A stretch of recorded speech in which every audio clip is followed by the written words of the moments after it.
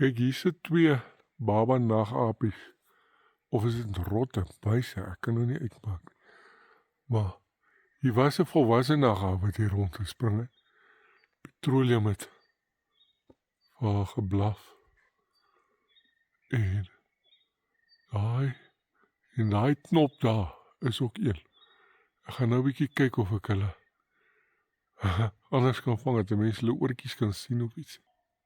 Kyk daar kan jy hom sien, dit is 'n rot.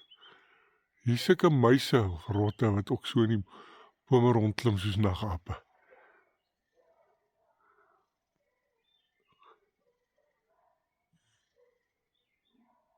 Nagaaprotte. Nagaapmuise. Kyk, daar sit die ander ene. Jy behoort sy oortjies te kan sien daar. Ek weet nie of hy lekker in fokus is nie. Waar is hierdie ene nou? Hy raak nou 'n bietjie sterk skemer. Maar daar sit hy.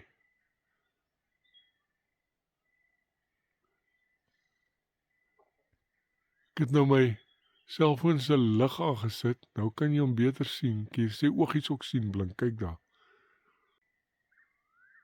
Blink sy oogie in die lig.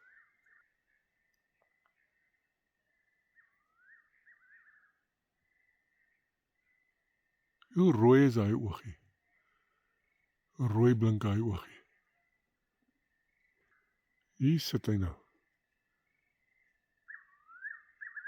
Kan jy die naguiltjie hoor?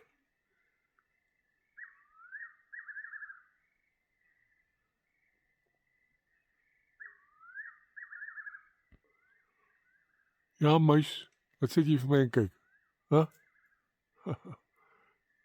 Het ek nou 'n bietjie ingezoom.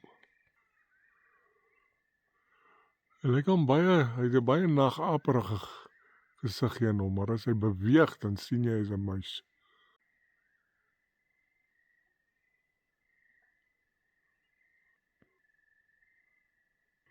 OK, dis seker nou genoeg van die nagboommuis.